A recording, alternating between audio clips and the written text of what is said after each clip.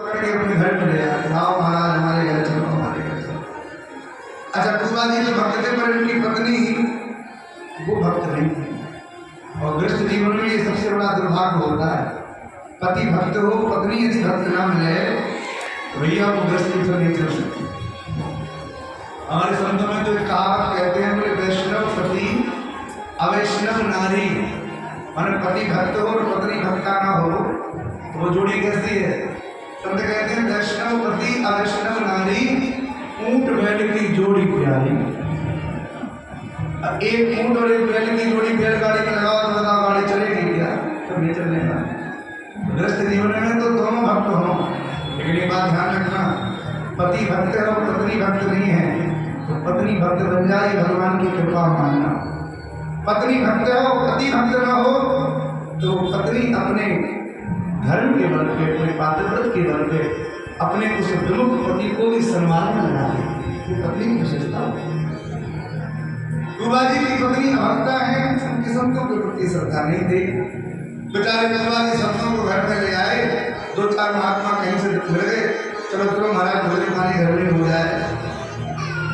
कुबा जी की पत्नी उस समय अपने घर में रसोई साफ करके पोछा पोछा लगा के बाहर निकल गई।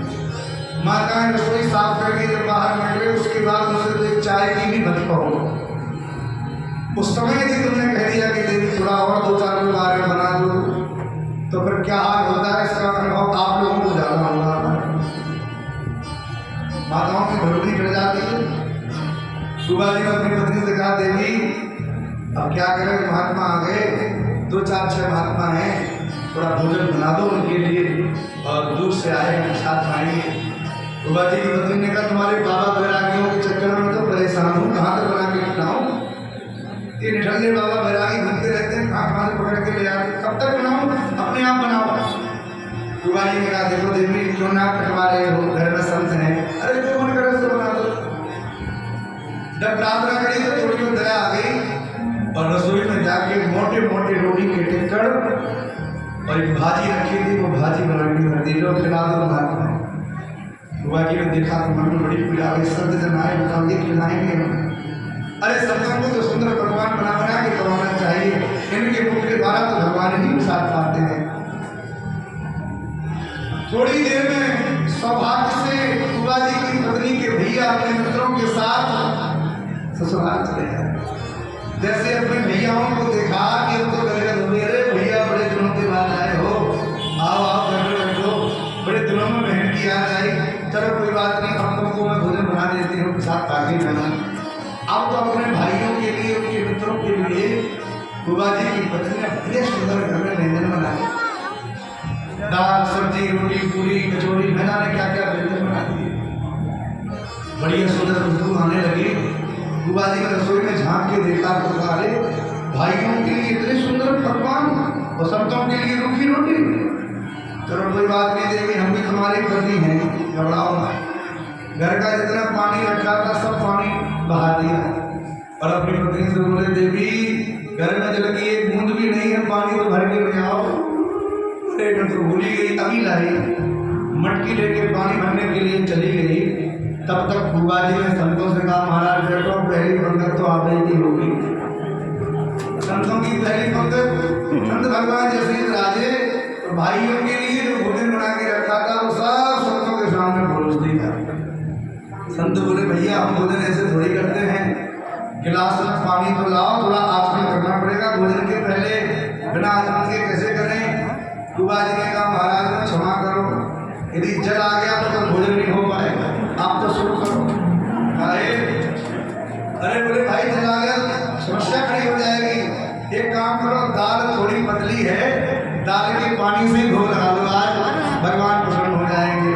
अब तो महात्माओं ने सुंदर दाल से के पानी से धो लगाया, बात आने लगी।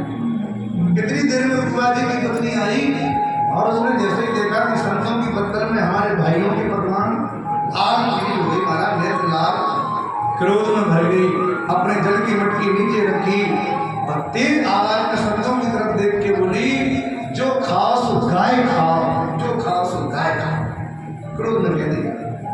बेचारे महात्माओं के मुख का ग्रास हाथ में रह गया।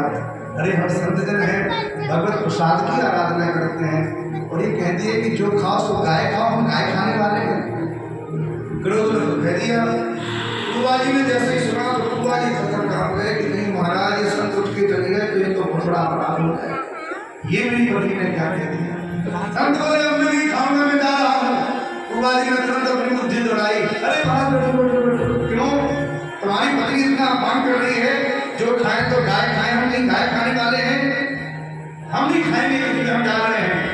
कुबा जी बोले अरे प्रभु, मेरी पत्नी ये नहीं कह रही है कि जो खाओ तो गाय खाओ, मेरी पत्नी तो कुछ और ही कह रही है। क्या वो कह रही है कि संत जब भोजन करते हैं तो मौन होके नहीं करते हैं, कीर्तन गा गा के करते हैं, भजन गा गा के करते हैं। तो भोजन तो करो पर गा गा के खाओ, जो खाओ सो गाय खाओ, कुछ गाओ तो सही, कीर्तन तो करो। जैसे ही ये सुना रसोई सुंदर भगवान गदगद हो गए। अब वृंदावन में आप लोग आइएगा, साधुओं के स्थान में कभी जाके देखिएगा, संतों की जहाँ पंगत होती है, पंगत के पहले हमारे महात्मा कीर्तन करते हैं। और जो हम कीर्तन यहाँ भी गा रहे हैं ना, यही कीर्तन संतों की पंगत में होता है। श्री